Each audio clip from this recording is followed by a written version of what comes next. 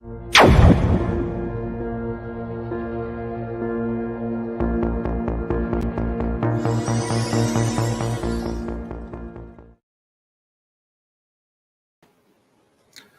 everyone, welcome to another productivity talk from the Asian Productivity Organization APO Secretariat, Tokyo, Japan.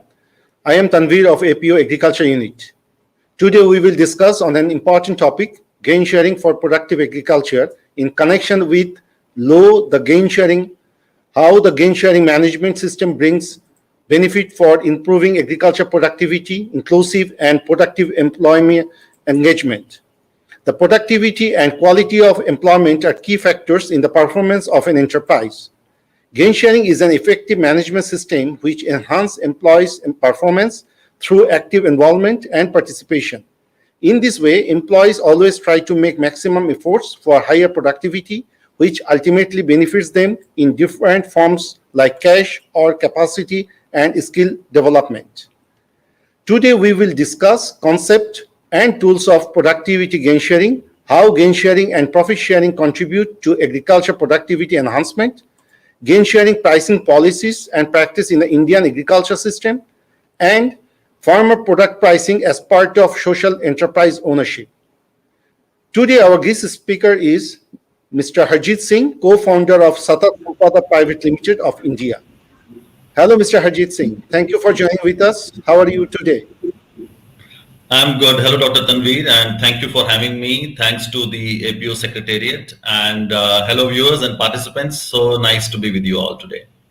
Thank you very much, Harjeet. Harjeet has co-founded Satat Sampada, a social enterprise that works on sustainable and environmental solutions in India and beyond. He has been working globally to promote climate-resilient agriculture and the concept of gain sharing that is fair and just to the farmers and brings sustainability. Harjeet is also an advisor to Climate Action Network International and supports many other international organizations and countries around the world on tackling climate change. Before move to the discussion, I like to request audience to leave your questions in the chat box and we will try to answer them during the questions and answering session. Please don't forget to add your name and country. Now, I'd like to request Mr. Harjeet to share your insights on gain sharing concept and how it contributes to agriculture productivity enhancement. Mr. Harjeet, the screen is yours, please.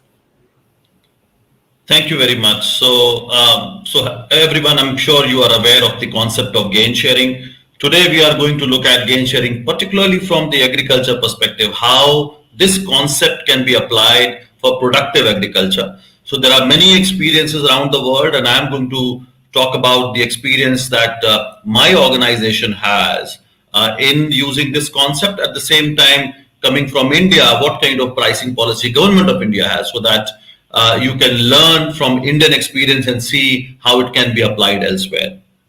So I'll start with the concept and then we'll go into further details. So as a concept, as you know, it's a program under which not only employees, but everybody in the supply chain get benefits, and which results into helping improve workplace performance.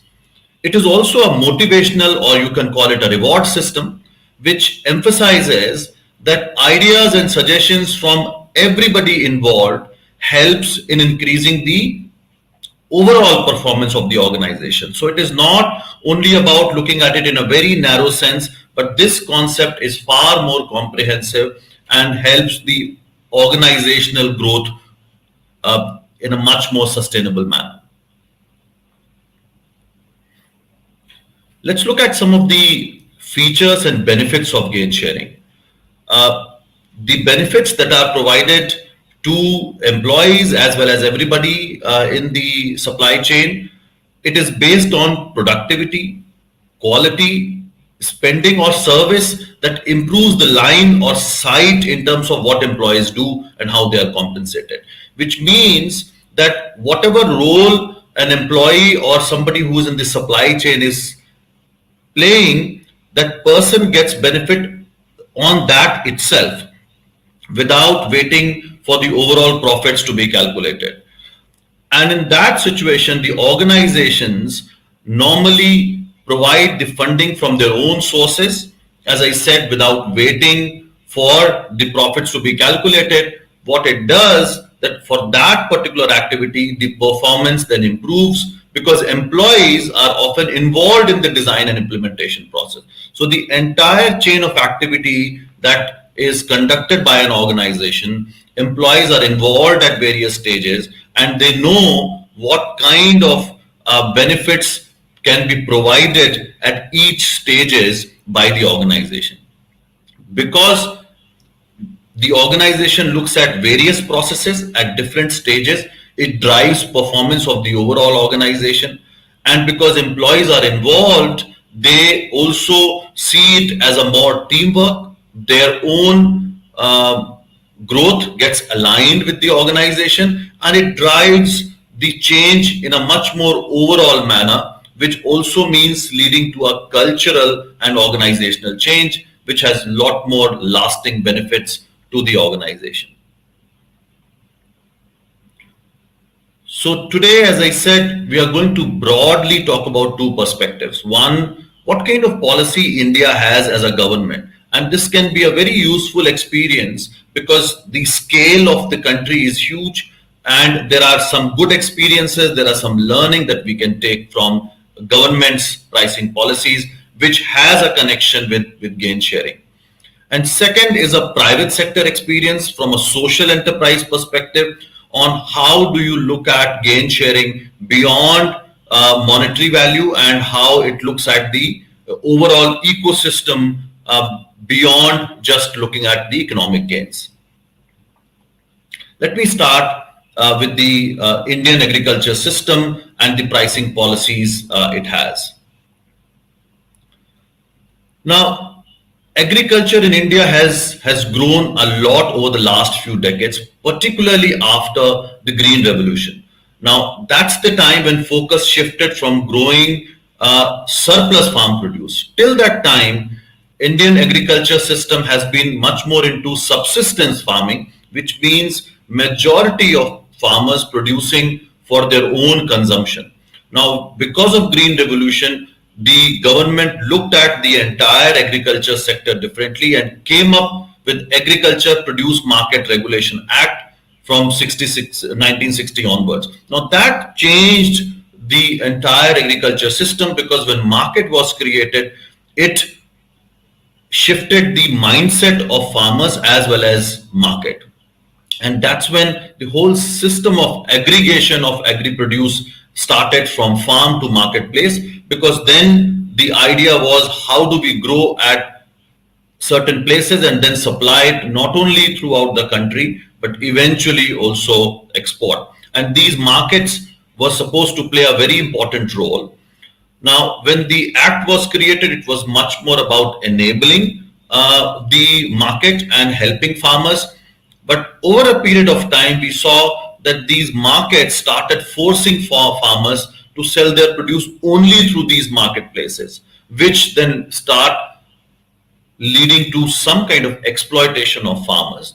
And then the government as well as Farmers Association looked at the entire concept.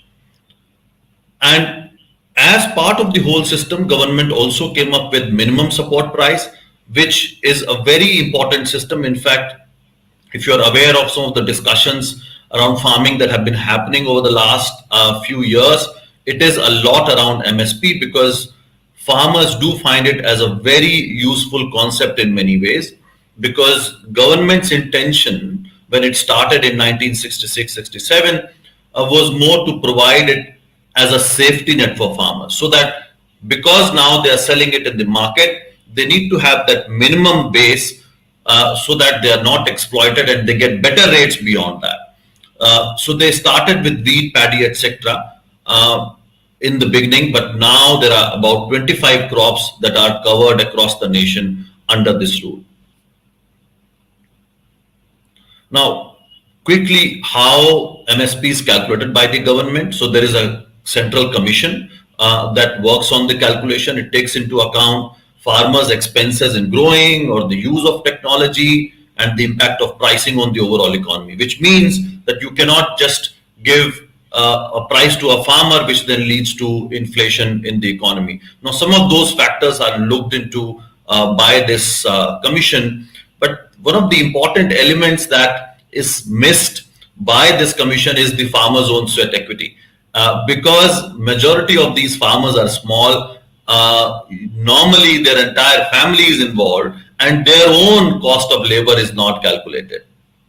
The other challenge, while it's a very useful concept, but it's not legal, which means the price that is proposed by the government may or may not be followed by many marketplaces. But at the same time, it does provide a base that farmers can use to negotiate at what price they are going to sell their produce. Now, looking at the buyers in the supply chain, so government is a massive buyer because it also has a responsibility of ensuring food security in normal situations, also in the emergency situation. And particularly now going forward when climate change is making things very difficult, as we know, weather is becoming a lot more erratic. We need to have a system that provides safety net to the farmers as well as to citizens so that food stocks are there. So government has its own centers and boards that provide different kind of rates for cash crops like fibers, fish and poultry. So as of today, there are 7,500 agriculture marketplaces, both small and big. And you can understand the scale where more than 50% of people in India are still engaged in agriculture as their primary occupation. So which means government has a lot of responsibility to continue playing that role of a buyer, as I said, not only to help farmers, but also for its own citizens. Now, over a period of time, this institutionalization happened and it has several gain sharing concepts because the government then looked at how that market concept that was created with those boards and committees, when it started leading to some kind of exploitation, then they re-looked at it and made sure that farmers also have an option of contract farming. There should also be special market for perishables.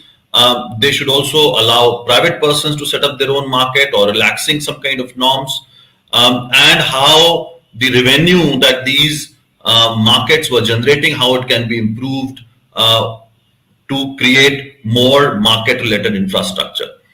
However, on paper it was all good, but in case of implementation, it did not move as anticipated because only 16 state governments passed that bill and many of them did not even frame the rules, which means it could not be operationalized. Now, while the concept is there, act is there, the implementation has not been very effective.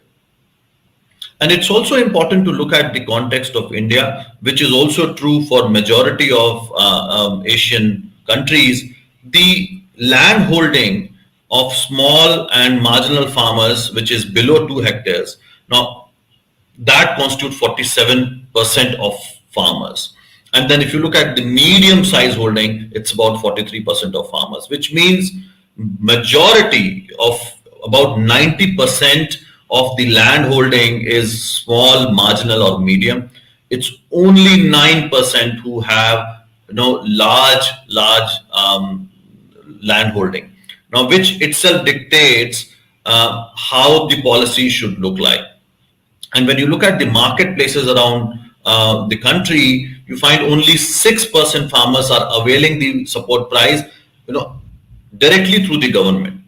Now that doesn't include or indicate that farmers are not taking benefit from minimum support price. They are, but they are using it as a base to negotiate with market players so that they can get better prices.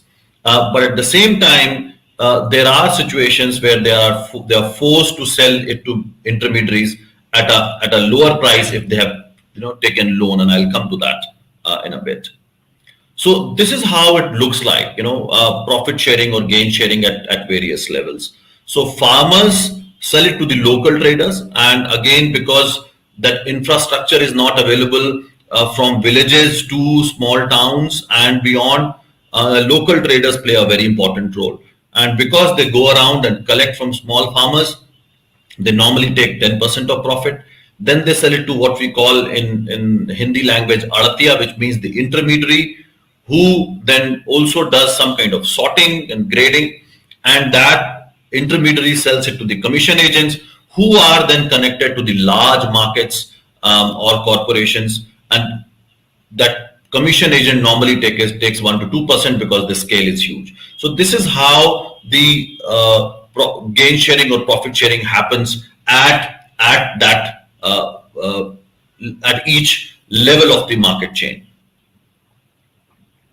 Now coming to the MSP, minimum support price, which, as I said, it's a very good concept both for farmers as well as for citizens. But because it is not a legal entity, this does create some challenges. And when government procures directly at that rate, which means at least the rate is ensured, but in reality, they get money very late. And this creates a lot of problem for farmers because they have to invest upfront, but they do not get it, the money immediately. When they go to mandis, the price is determined by commission agents. Now, which means that they will not be getting MSP all the time. And in some cases, when they take loans, then they do not have time to negotiate. They sell it at whatever rate they are getting because they have to go back and pay those loans that they have taken at the time of sowing the crop. So, which means that the gain is not as much as government wanted them to have because of some of the challenges that I shared.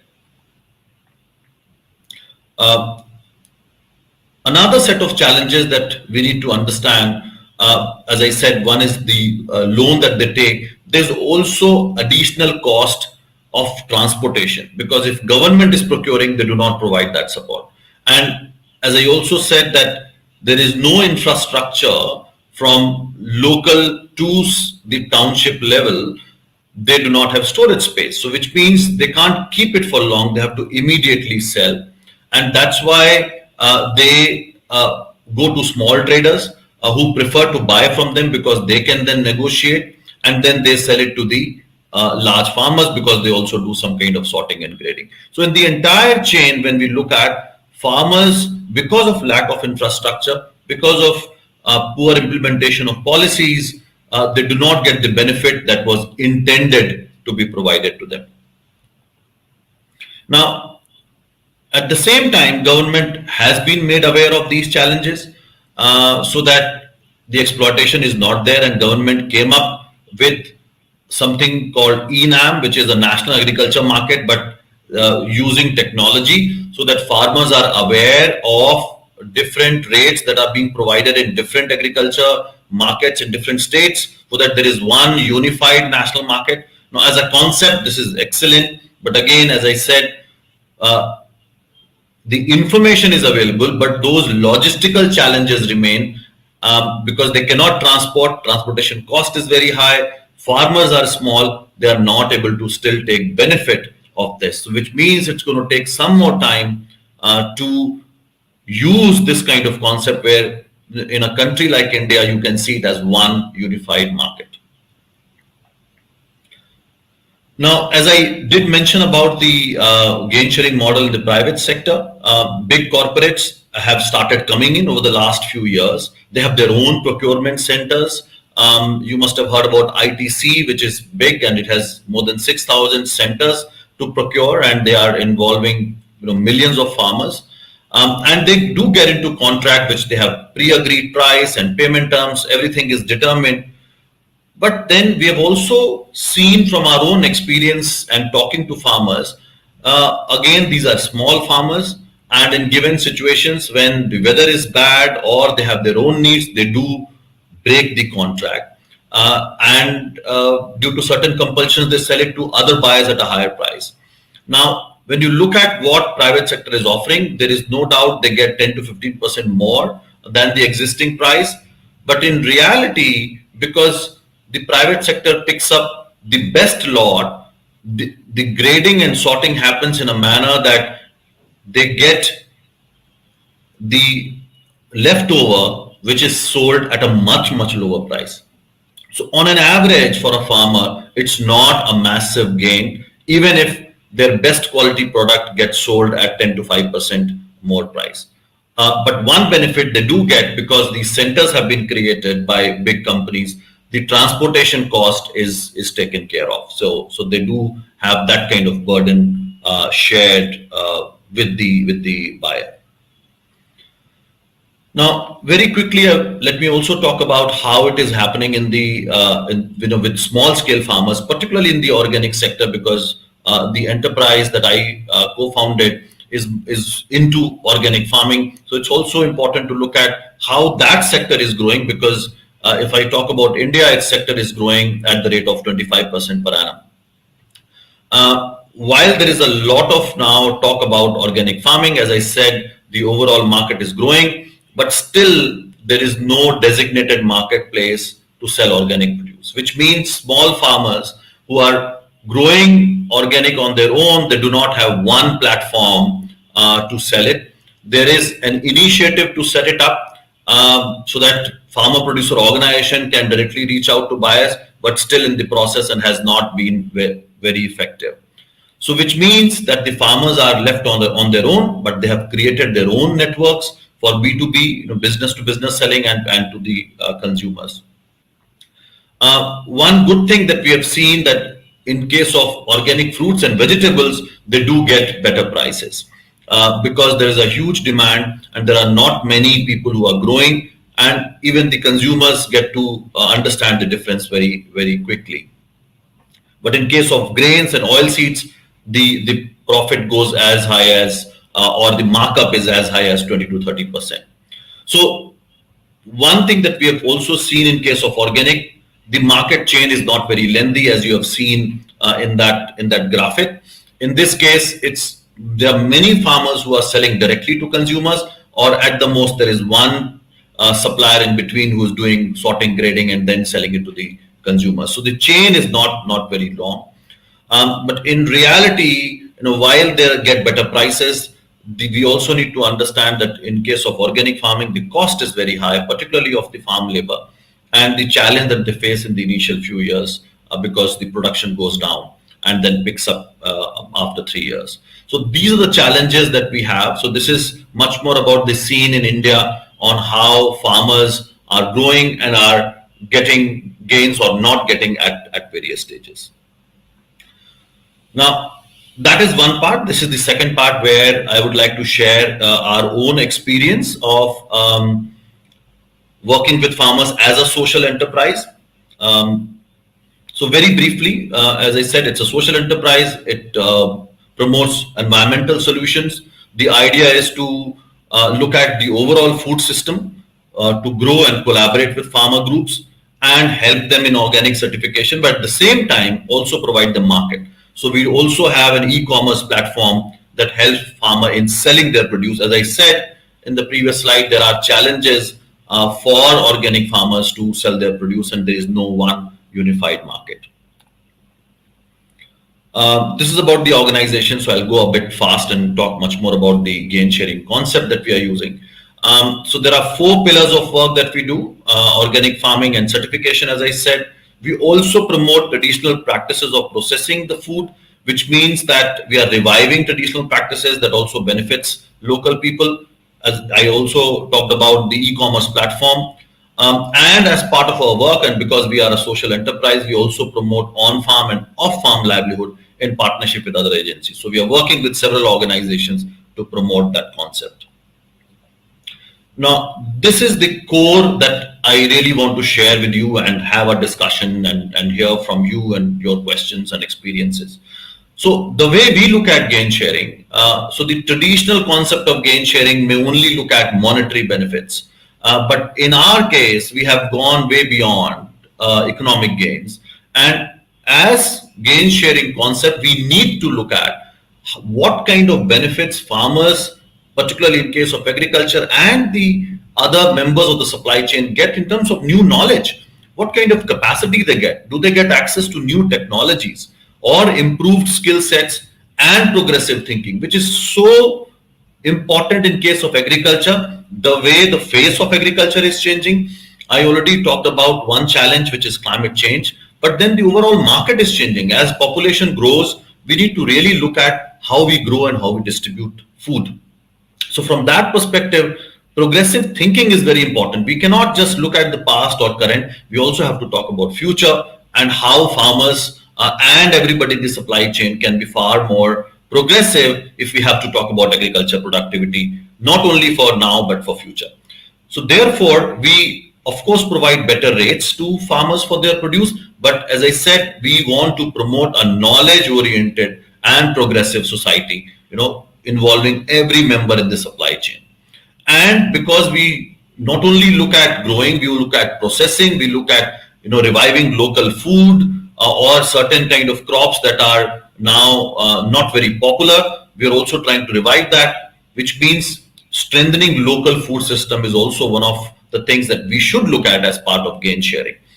Because if we promote local species, local food, it also not only helps give farmer better rates, but improves the overall food system and also leads to sustainable community and environmental gains, because local species are good for the local environment.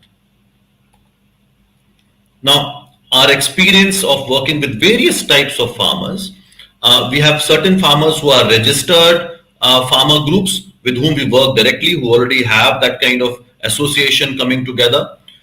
We also see how there are certain farmers who are already established and have been doing organic farming for a long time. And there are some farmers who have associated with us as partners, which means that whatever they grow, we take care of all their produce. And then there are FPOs. If you've heard of a concept, this has become very popular. It's a collective of farmers where hundreds of farmers come together and then they grow together and process together and sell it. So we are working across various categories of farmers so that we can look at various kinds of association. In some cases, they need more technical support. In some cases, they already know what they are doing and they only need market support, and so on. Now, as I said, in our case, we look at it beyond economic gains. So when we work with farmers, we also do a lot of capacity building and training on better agriculture practices, on certification, pest management. We provide better pricing, and we also work with them to add diversity to their portfolio, which increases their income further. So that gain sharing that happens at that very level in terms of growing, processing, it really encourages farmers to engage much more. And for workers, because organic farming in particular or small scale farming does require more human resource, which means we can generate more employment locally. In our processing, we engage many more women who have that skill, who are much more closer in terms of cooking food and growing. So their role in processing is extremely important. They are far more aware of traditional food systems. So they also get involved. And there are other workers in transportation, in running a flour mill. So many more opportunities of generating employment. So not only looking at farmers, but the entire rural community. So these are some of the training sessions, pictures that you can see, which we do on a regular basis.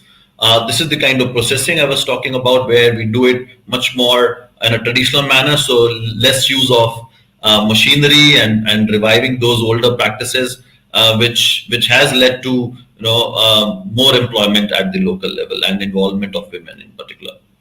Now, in terms of pricing, so you also looked at how government does the pricing. In our case, what we look at cost of hiring farm laborers for manual work. As I said, in organic or small scale farming, you need more manual work. The productivity in the first 2 years is less. That is also taken into account. We also see that because we do not use pesticides, chemical pesticides, there is some loss of crop. And because we have a thrust on growing local varieties and not the hybrid one, which means that the yield is not equivalent to the conventional seeds that are available. And then we also provide additional incentive to grow organic which means that much more engagement of our own team in that process. So groups that are registered with us, working with us, in the first year they get 10 to 12% more than minimum support price, as I explained. In the second year, 15% more, and then third year onwards 20%. So that in the initial phase they also get support, especially because when their yield is not as much. And additionally, we procure it from the farm gate. As I said, one of the major challenges farmers face is the cost of transportation. So we provide that, and even the certification cost is taken care of by us, so that farmers do not have to bear it in the initial phase. In case of established farmers, they decide the rate based on the cost that they incur. We do not have much say there. Again, transportation from the farm gate is done. The entire transaction. So as I said, we have an e-commerce portal through which we sell. Farmers are very well aware at what rate we are selling. So in some cases, we also do the backward calculation. So we say if we are selling it at an X amount of rate, we are going to share the profit between us and as a partner. Then there are farmers who have associated with us and who are growing based on the planning that we do together. In that case, we buy 100% of their produce. As I said, in that case, we look at the MRP and then share. For example, farmers get as high as 60% of MRP, the maximum retail price, and we as one arm, that is we are also selling. In that case, we take care of all the transportation cost and delivery to the customers and sorting, grading, everything. And in case of highly perishable, where the transportation loss is there when we transport the stuff, that's where we share 50%. This is primarily applicable to greens that we sell. Now, we have talked a lot about farmers, but employees play a very important role. And in our case, we have made it very clear that they are very much part of the whole gain sharing model and process. So we have customer care, we have packing team, they get 10 rupees per order. And when the delivery staff delivers, they also get rupees 10, which amounts to a very good incentive at the end of the month.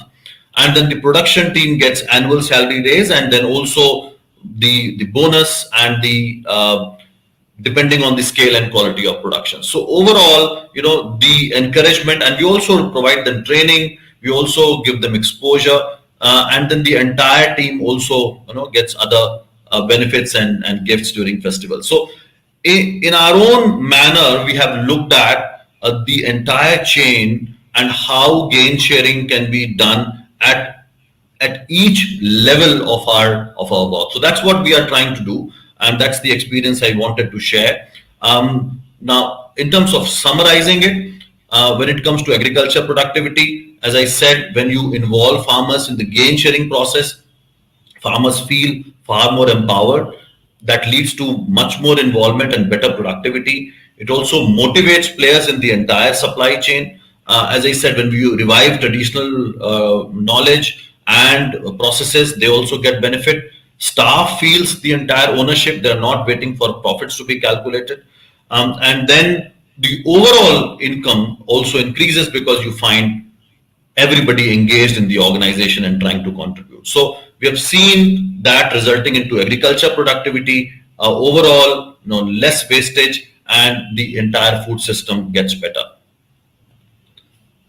Thank you very much. Thank you very much. Thank you very much, Harjeet, for your excellent and insightful presentation. It is really hard to present all this topic. Is quite challenging to explain in government perspective as well as private sector and the farmers perspective, the pricing and all this. Thank you so much. So I like to request the audience to post your questions in the chat box. And while I'm receiving the questions from audience, I like to ask some questions, Harjeet, that there are often discussed that there are some distinct difference between grain sharing and profit sharing. So what are those main difference? Would you please explain? So when we talk about the main differences, as I was also sharing while talking about the concept, let me start with profit sharing. In profit sharing, we only look at profit and much more the economic gains of it. And usually these profits are calculated at the end of the financial year. And we do not look at how those profits or benefits can be shared at each level, which is exactly what happens in terms of gain sharing. We've also seen when we talk about profit sharing, not all employees are involved in the design process.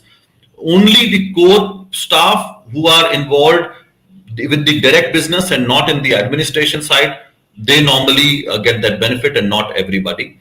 And we've also seen when we are only eyeing on profit, and that too only a small number of employees are involved, the behavioral change doesn't happen. So when we do gain sharing, which means looking at each and every stage and making sure that all employees are involved, they get benefit of the performance that they deliver. It increases their ownership at each levels, and then that leads to the overall productivity. And we also see that if you apply the concept of gain sharing, the behavioral change is very visible because of that increased ownership and empowerment that everybody in that chain feels. So as gain sharing, it's very comprehensive and it's much more sustainable for the organization, its growth as well as productivity. Yeah, so Harjeet, what I understand that yes, the profit sharing is mostly on the cash profit, but gain sharing is more addition like capacity or skill development, right? So, Exactly. what are the limitations of profit sharing if you compare with the gain sharing? So when we talk about limitations, again the challenge is that if everybody is not involved, then only a few employees or people who are part of that chain are contributing to profit sharing, which means that you are not able to garner and look at the skill sets and knowledge that each person in the supply chain can bring to the organization. So that quality, that attribute, those skills and contribution get ignored. And then the ownership, it belongs to only a small group of people. Whereas in case of gain sharing, you get everybody involved. So imagine if all your employees or all your partners in the supply chain have a common or a shared goal, than in case of profit sharing where only a limited number of people are contributing. So which means from the overall perspective, profit sharing is very limiting, and it also doesn't add to the organizational growth from a longer term perspective, because it only looks at economic gains and not knowledge sharing and knowledge enhancement and skill building. So overall, the major limitation of profit sharing is very much focused around money and the economic gains, and it doesn't lead to a behavioral change, which is so important, especially in today's context when our economic models are changing, and particularly from agriculture. As I said, it requires much more thinking to tackle the challenges that we are facing now and in future. Thank you, Harjit. Yeah, it's true that for considering the sustainability, we should think about the gain sharing, of course. So, as you know, the young people worldwide are moving away from agriculture, in regardless of any contingent or any country. Does gain sharing have the potential to encourage them to get involved in the sector? What's your opinion? This is a very important question, Dr. Tanvi, you have asked. And this is a reality. When we look at the average age of farmers not only in the developing countries in Asia but also in developed countries, young people are moving away. We need to understand why it is happening. One, of course, the economic gains have reduced in agriculture because agriculture has become very challenging and they're not getting as much benefit as they used to. There are challenges of extreme weather conditions, but at the same time, we are not recognizing the important role farmers play in our life and in our economy. And when we bring in a concept of gain sharing, where we not only look at profit of a company, but the role farmers can play in the entire chain and recognize, I think it can bring many more young people back to agriculture, or those who are involved, they'll feel a lot more motivated and recognized for their contribution, which means that they will be encouraged to continue with agriculture. It will attract more young people because they are now seeing their importance. They're not just doing it for economic gains, but they're feeding the country and the whole world. And then, of course, with now changing paradigm, we also need to make sure that the economic benefits are shared much more with the farmers, because they are the ones who are doing most of the hard work when it comes to the entire food supply chain. So I think many benefits that young people get beyond economic gains, the recognition, the knowledge, and they see very much as part of the ecosystem. So, Harjeet, the same thing that in Asia, mostly the farmers are small scale, 80 to 90% farmers are the small scales. So how the small scale farmers actually, particularly in this region, can be benefited from this gain sharing model? So in my presentation, Dr. Tanveer, I was giving an example of collectives. And in many cases, farmers have come together. So we cannot change the reality overnight.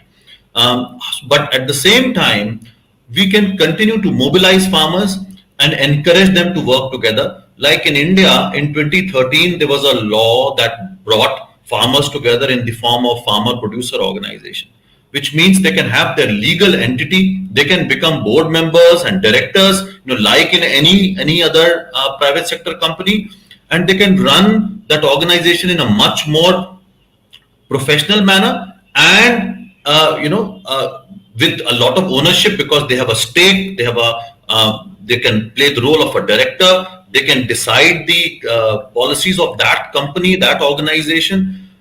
Now, when you bring farmers in that kind of a setup and you apply the concept of gain sharing, it is so useful, because you are looking at how you are growing so that your cost is going down, how you are also looking at the sorting and grading, and you can create benefit sharing around that part.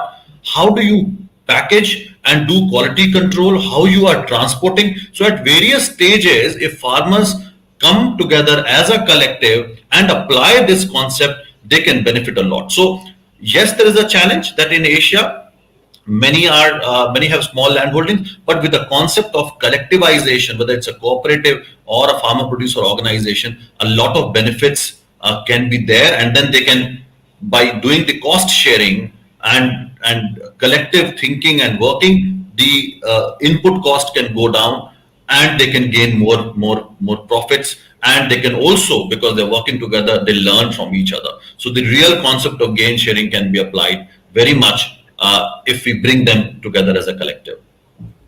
Okay, so then actually gain sharing is usually applies to the employees in principle. So if we want to ask in other way, that how can other stakeholders in supply chains be benefited from the gain sharing models? Yeah, see, any concept, as we have seen, may start from one part of the supply chain, but when you execute that concept, you find that it has a lot more benefits beyond that particular segment, and that's how the concept of gain sharing is now gaining momentum, because other stakeholders also see benefit. I'll give you an example. If you are doing sorting and grading, and if we say or the processing, as we do in our own enterprise, we know that if you are processing a lentil or a dal, as we call it, if you work with the local person and say, at least you should get 75% out of that grain after processing and cleaning, and beyond that you will get some additional benefit, you involve that person at that very level. So it's a small activity, but it's such an important activity. What normally happens in the concept of profit sharing, we only look at the overall.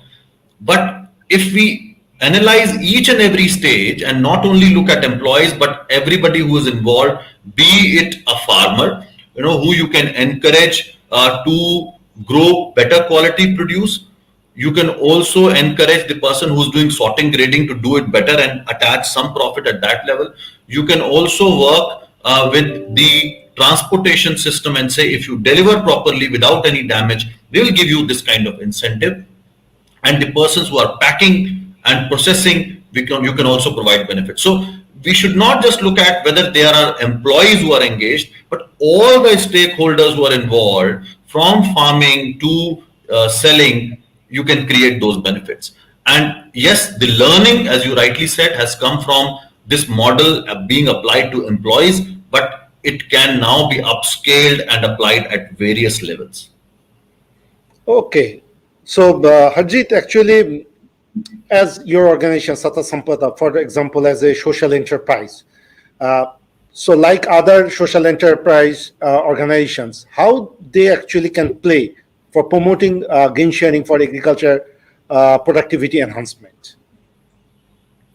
So, Dr. Tanvir, in case of social enterprises, I feel that the concept of gain sharing is one level more relevant, than normal private sector organizations, because as you were also saying, the concept of gain sharing goes beyond economic gains, which is exactly the core purpose of a social enterprise.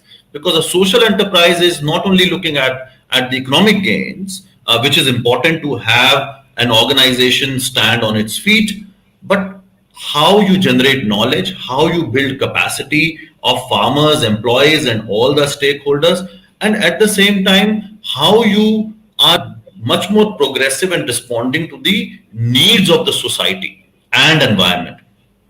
So for a social enterprise, it comes very natural that you are not waiting for profits, because you are not meant to take profits. You are gaining profits so that your model is sustainable, but you are willing to share the gains at each and every level. So that concept can be very well applied. And for social enterprises to understand the benefit of gain sharing and applying can be very rewarding, because your purpose of promoting a social cause or environmental benefits, get support at each and every level. So I think for social enterprises, it's very natural to adopt this concept of gain sharing and apply it throughout.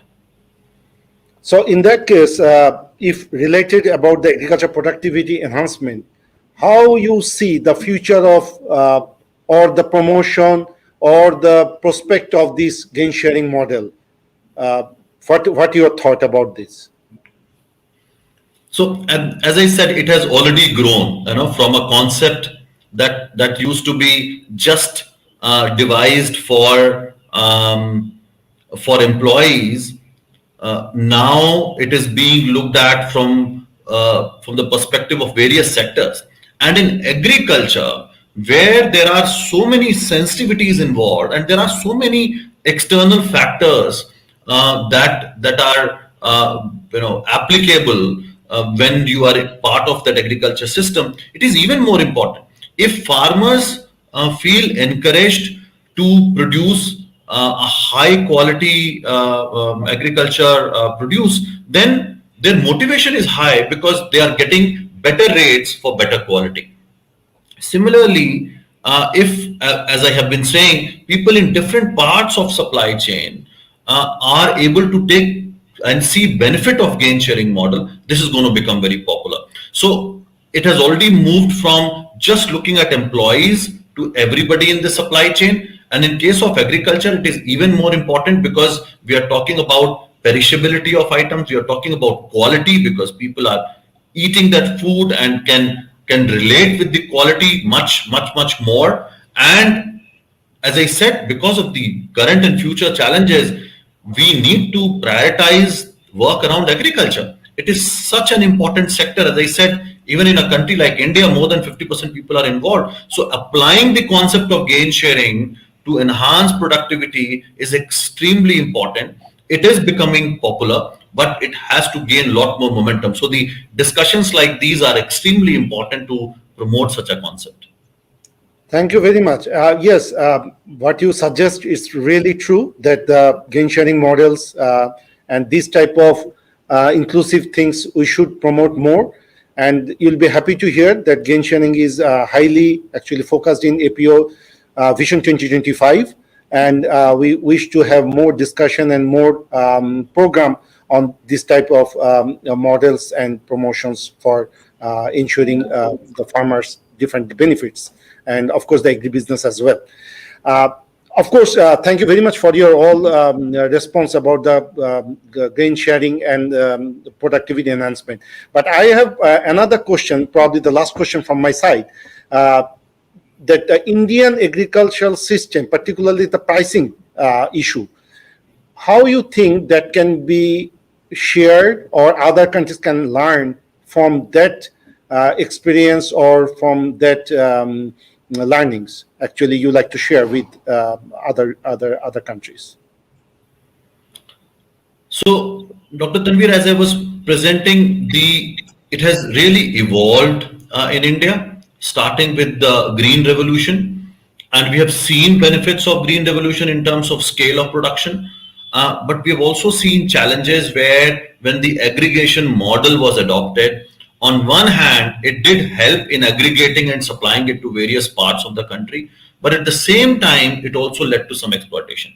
So that learning which government also had, and the benefits of minimum support price, which is a very popular concept, which should be used by other countries as well. But at the same time, some of the things that Indian government is still trying to do, which is and the demand that is coming from farmers, is to make it legal so that they get that minimum price irrespective of various situations, which is not happening across the country.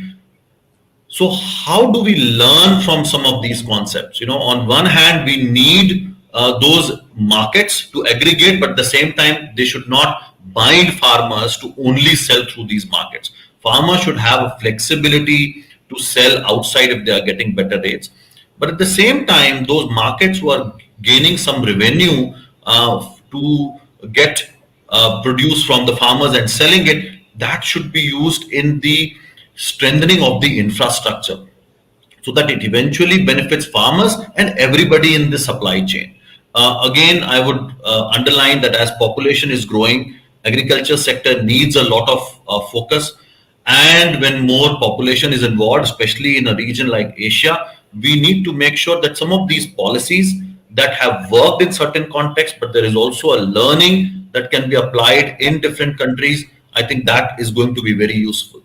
So I would not recommend that, just copy paste the model exactly the way it is, because it has worked in certain contexts, but there are many good learning that we definitely have, and that should be used in other countries to make sure that farmers get that kind of benefit and the overall productivity increases in a much more sustainable manner. So thank you very much, Harjeet. Actually, I cannot restrict myself to ask one question related your final comments about the policy. So what your recommendation, whether the policy is the most vital, or the practitioners like the individual companies or individual associations, cooperatives, so who should lead to promote this gain sharing? There is no doubt that innovation comes from individuals and smaller setups than governments. Governments, because they have a particular system, much more bureaucracy, and this has been historical experience, they can't come up with innovative ideas. A concept of gain sharing normally comes from the local people who are involved, or smaller organizations, or private sector. But government has such an important role to adopt those good practices and upscale and turn them into some kind of policies or laws, so that everybody benefits from that. This has happened in many cases. When you talk about self-help groups, the concept came from civil society. We have seen, I'm using another example of midday meal to children in schools, that has come from civil society, but government has adopted it. Similarly, gain sharing, that has come from the civil society, the private sector, who have applied it and they have developed that kind of learning, but government can adopt it, turn it into a policy so that everybody benefits. So both have a role to play, but the innovation normally happens outside the government system, but the scale can come only when government adopts it. So both have an important role to play. Thank you so much, Mr. Harjeet Singh, for joining and sharing your thoughts Really very much appreciated. And thank you all the viewers for joining this APO Productivity Talk. Unfortunately, this session has come to an end, but we like to request the viewers to join the upcoming APO Productivity Talks. So thank you again, and thank you, Harjeet. Hope to see you again. Thank you. Thank you, my pleasure. And thank you again to you and the Secretariat, Thank you and to the viewers as well. Thank you, sir. Thank you so much.